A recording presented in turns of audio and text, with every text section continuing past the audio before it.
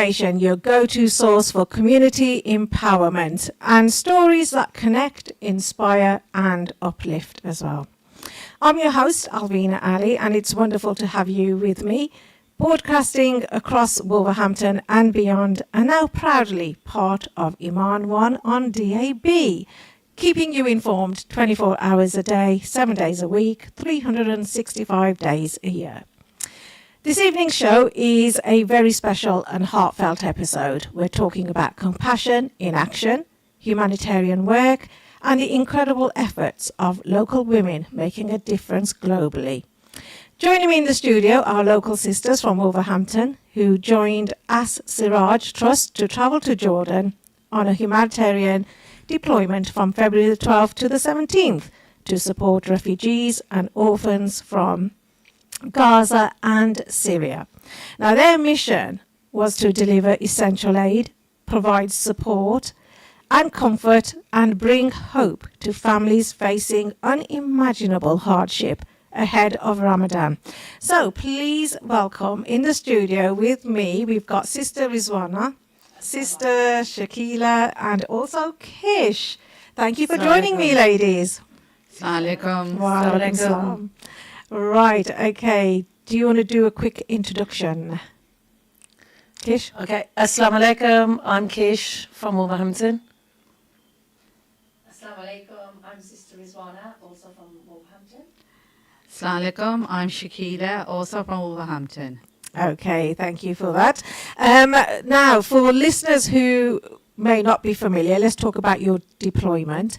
Can you tell us about the purpose of this deployment and what the mission aimed to achieve? We went on a deployment. It was a women's only deployment, so it gave women all over the UK an opportunity to go together as a sisterhood, and our aim was to help communities thrive through compassion and support. And the goal was basically to make a positive impact by providing education, assistance. We provided food parcels, hygiene packs, fresh food, hot food was delivered, and medical kits, just some of the essentials. Excellent. So you actually went out there, supported the refugees, the orphans, and like you said, you delivered aid. And also, how was it visiting the camps and the homes? How did you find that? I think it was very difficult at first for myself because my expectations was what I see on the news and stuff. But when I went there and I saw how humble these people are, considering they've got nothing and what lives they live, they were still willing to give, and they were so welcoming. They were thankful for us, and it was just very inspiring to say that, yeah, we've been out there and we've done as much as we could. Riz and Shakila as well. Now, you obviously travelled to support the families as well who have been displaced and who have also been facing trauma. What was it like arriving there and seeing the situation firsthand? It was heartbreaking. You can't imagine what these people are going through. Like when you look through social media, you see all these pictures that don't kind of sit with you, but seeing firsthand in real life what the trauma these people have gone through, it's something else. And I think I've brought a part of that back with me. It makes you appreciate things in life, maybe things you've overlooked, you've never, understood. But when you look at these people, they're just grateful to just have what they have.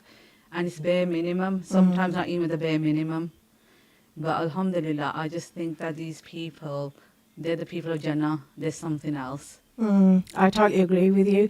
So what about you, Riz? Have you got any sort of emotional reflections on visiting these families yourself? Definitely.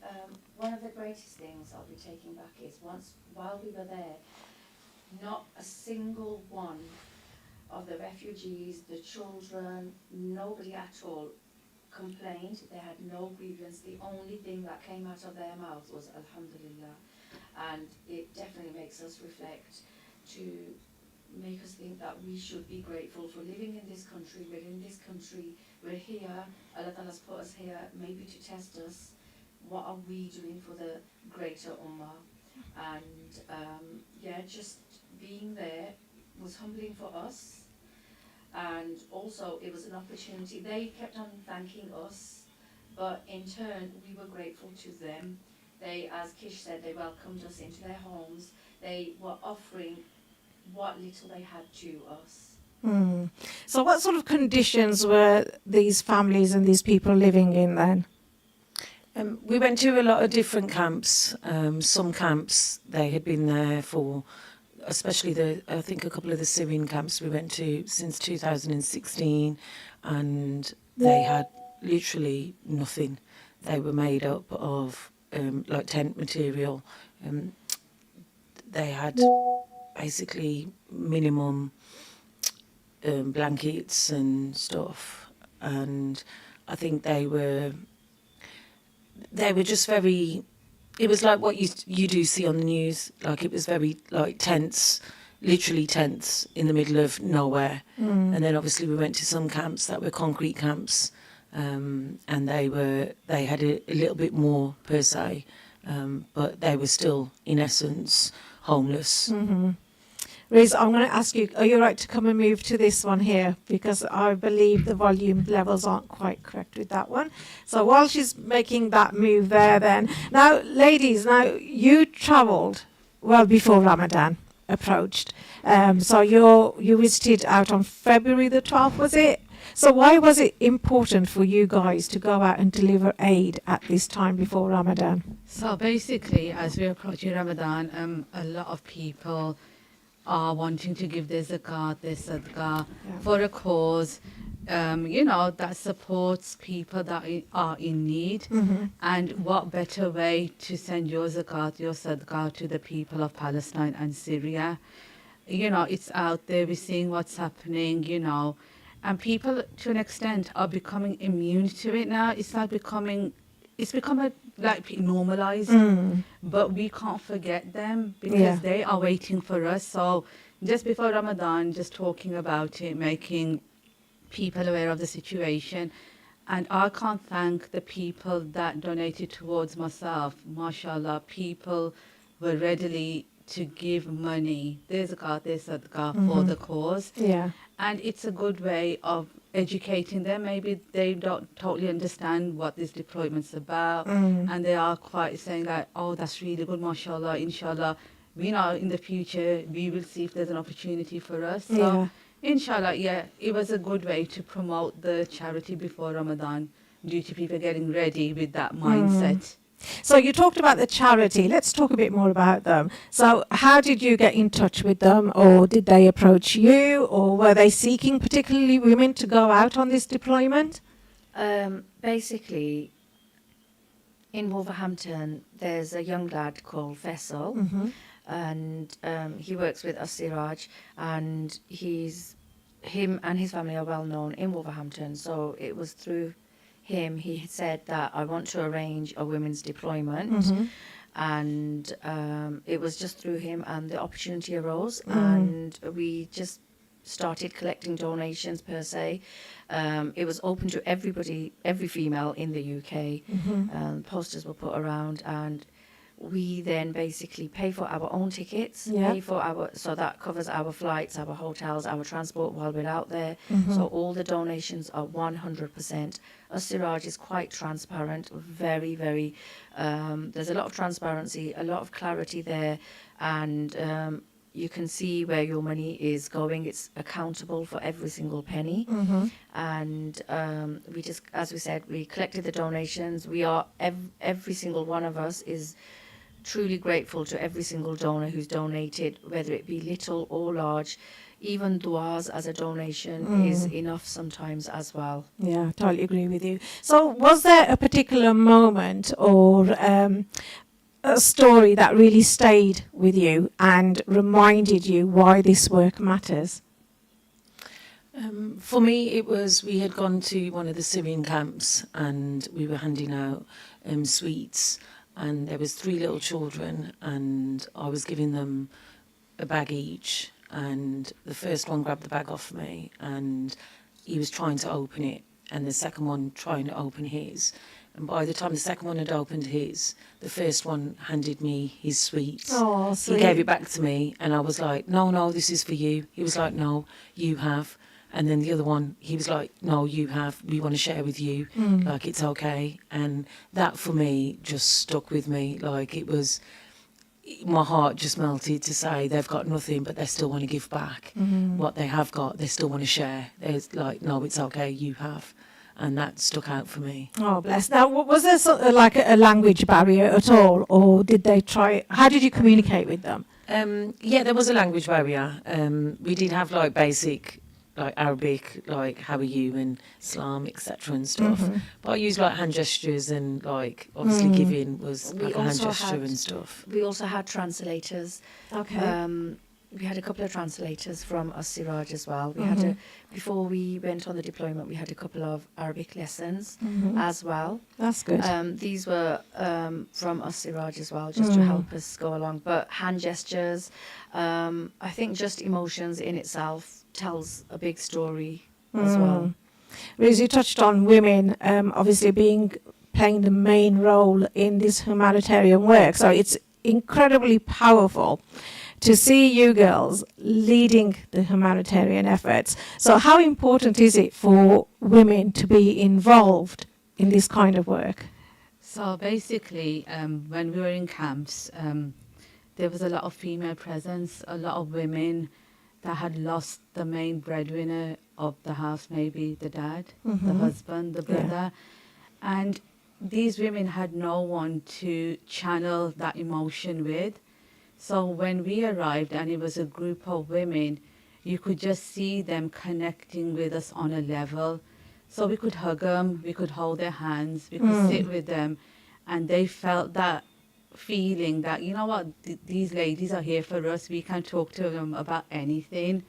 And I think it's important, although the brothers do a lovely job, they do a good job, but sometimes a woman can only You understand need a woman's woman. touch, yeah. It's that maternal side. Yes. Like sometimes we were just playing with the kids, did the kids' hair, and just chit-chatted with them. And that maternal side sometimes, as Shakila said, the brothers do an amazing job, but that maternal, the empathy, it really comes across a lot more from the women. Right, let's talk a bit more about then Siraj Trust then more broadly. What does the charity do and who do they support? So basically they support all causes all around the world. They go to Pakistan a lot as well, and they envision a world where everyone has opportunities for a dignified life. Yeah. Through sustainable solutions as well. They strive to create lasting positive changes that promote well-being as well. So on certain deployments as well, they've on the deployment we went, we had hot food being served from Kishi and Kishi's kitchen team. The food was actually cooked from a widow's camp. The kitchen was a brand new kitchen provided from Siraj. So these widows, they will cook and they will try and give it out to other camps as well. So they are supporting, so the charity will like pay them to cook the food. So in turn, it's like a sustainable source for them as well. A lot of people may think like, you know, we give out food parcels. Why are we not doing more? Why are any charity, why are they not doing more in terms of setting up a business for them? But a lot of people, myself included, until we didn't go onto the deployment and you find out in detail, a lot of them are not allowed to work. They're not allowed to, some of them, they have to carry that identification around with them just to go to the supermarket even. Why is that then? They're issued identification cards from the UN and stuff. Okay. And these are just the laws and the regulations set down by each country for the refugees. So they literally do, waiting for aid, they literally do rely on the aid that's provided from charities. It's like the water thing. So basically, we went to one camp and the water was delivered, say, 2 months ago or something. So they will have to wait now for a couple of months for another load. a truck to come. So how they utilize that water is entirely, and if they run out, it's a waiting game for them until the truck comes. Wow. Life-changing, isn't it, what you've actually been out there and what you've seen. Now, this journey obviously is inspired by powerful teachings about charity and compassion. So how does faith motivate the work that you do then? Obviously, in Islam, we're taught about charity. Charity earns good deeds, and charity helps us for our hereafter as well. Yeah. But even in this world now, it makes us realize how grateful we are. It makes us realize that, you know, We've got a roof over we've our got heads, a we've roof got over our food. heads, and we always do dua that Allah Ta'ala Yeah. makes us the hand that always gives and never ever makes us the hand that needs to receive. So faith plays a really important part in it. Right, okay. Now, for listeners who are listening and who feel moved by what they're hearing today, how can they support your work and how can they donate? I think Al Siraj has still got their, you can donate anytime to Al Siraj. I think it's got its open links, etc. And obviously part of being Muslim is giving your zakat, giving your sadaqah, giving your charity. So through there, I assume that they can give at any time. And even in terms of, even within your local communities, just some simple things like doing a cake bake sale, even little things like that, bigger fundraisers, and just getting involved with charities, going online, seeing if they need volunteers or so forth. Okay, so obviously I want to share a beautiful reminder. It's a bit of like a listener reflection for me, little segment here. So I want to share a beautiful reminder mentioned by the Sisters campaign here. So the example of those who spend their wealth in the way of Allah is like a seed that sprouts 7 ears. In every ear are 100 grains. Now, it's a reminder that every act of generosity multiplies in ways we may never see. So, speaking from the sisters' experience, that is my time for reflection. We're going to go into some of our listeners' questions then. And I've got the first one that reads, what motivated you personally to take part in this deployment? And how did you prepare emotionally before travelling? So any one of you can answer that one.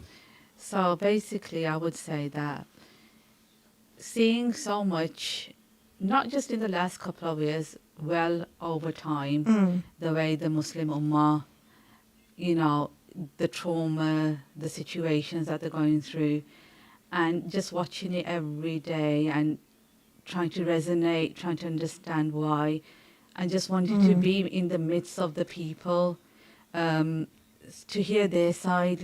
Like I said, on social media, you see so many things, but they're with you for a moment and then they disappear. So I wanted that feeling, that organic feeling, to go out there and actually sit with the people on the floor and have that conversation with them. And also the fact that I also wanted to see how aid is distributed. Yeah. I think that was important for me because we see so many charities are out there and everyone's doing a good work, mashallah, you know, it's really good. But for myself, I just wanted to see, where does it actually go? Who actually gets it? So that was one of my main things that I wanted to do. So I saw that, and alhamdulillah, I'm very satisfied that the charity raise does go to the right people. That's that good. need it, There's yeah. peace of mind for everybody then, isn't exactly. it? Yeah. So another listener's question then. So what was the most powerful moment during your visit that really stayed with you after you returned home? Okay. So basically, on the way to one of the camps, the coach had stopped because we had some information that there's a lady whose house had burnt down, Okay. and she had 5 children. So we then stopped on the way to the camp to see her. And when we approached her house, it was a state. Basically, we went in and the fumes were so poisonous. You couldn't breathe that air in. It would just really cause you to cough and choking. And the kids were really traumatized. You could just see the fear in their eyes, and all they had was the clothes on their back. And that's it. They had nothing. So as we were walking around the house, they said that they took everything out the house, and there was a kind of a dumping ground on the other side of the road. So we went to see whatever was left of their house, like, you know, the furniture. Yeah. and everything was burnt. It was charred. There was nothing. One of the girls on the deployment, a young girl, I think her name was Muskan, she was looking through and she found a piece of the Quran, which I have a picture, we have a picture of on our phone. Yeah. And she picked it up and she brought it back into the coach with her. And she translated it on Google. So I'm just going to read out what the translation was. Okay. Okay, I'm just going to find that. Just bear with me. So basically that ayah in the Quran that she found was, know that this worldly life is no more than play, amusement, luxury, mutual boasting, and competition in wealth and children. This is like the rain that causes the plants to grow to the delight of the planters. But later the plants dry up and you see them wither. Then they are reduced to chaff. And in the hereafter there will be either severe punishment or forgiveness and pleasure of Allah, whereas the life of this world is no more than the delusion of enjoyment. And that was a pin drop moment for me personally, because I got goosebumps. And it was like Allah subhanahu wa ta'ala is speaking to us directly, like we're living in this bubble.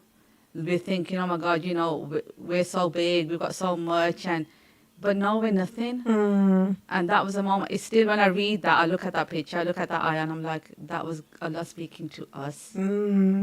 Powerful words. Now, obviously, after such an emotional experience, how do you look after your own well-being then when you return home? I think because when we came back, obviously Ramzan started. So for that, it was a nice way into, it's still part of it, what we're going through. Our spiritual journey. Yes, and it was just the right time to come back, and Ramzan started. So for me, it was just a feeling beyond feeling, because Ramzan is that time of year where you get to reflect on yourself, and it's your time with Allah Ta'ala, and you can use that time. And because we had just come back from that journey, it made it a bit more special for me. Okay, so again, how can local communities here then support humanitarian work, even if they can't travel themselves? Literally donating, as we said, fundraising, donating, even just raising awareness of what's happening around the world. Like Shakila said, people are becoming immune to it. It's not as much on mainstream news anymore, although social media does show a lot, but people are definitely becoming immune to it. Just raising awareness, sharing posts maybe, and definitely just sharing stories about what's happening. So we'll go quickly into this text message that's come in as well. It says, it's been a great show listening to Rizwana and sisters regarding their deployment. A good insight on how things are done on the ground. Thanks for bringing this on air. So this is what Iman Radio is all about, is sharing the life experiences of people on FYI. Now, I want to just quickly go around the table and ask each of you to share one message for our listeners as quickly as we can, because we've got 36 seconds remaining. Okay. Although our deployment may be over, but the impact of our work is going to stay with me forever. I'm thankful for the chance to serve, and I do encourage others to find their own way to make a positive change. I would say to everyone listening, at least once in your lifetime, go there, see your brothers and sisters. They are waiting for you. Yeah. They are in hope of you to come to them. If the shoe was on the other foot, they wouldn't think twice. So we have that access, we have that, and please see them at least once in your life. Kish, very quickly. And ditto to both of what they said. And yeah, just keep giving. And inshallah, even if it is your du'as, for people all over the world suffering and going through what they're going through. Lovely. What an incredible, moving and inspiring conversation. A huge thank you to Rizwana, to Shakila and Kish as well, for sharing their experiences and for the compassion and dedication that they've shown to families in need. Now, their journey reminds us that even from our local communities here in Wolverhampton, we can make a global difference through kindness, generosity and unity. Now, if you'd like to support their work, consider donating or spreading the word, because every act of charity brings hope to someone who needs it most. So that's all for today. episode of FYI. Join me next time as we continue to spotlight stories that inform, empower and uplift. Until then, stay informed.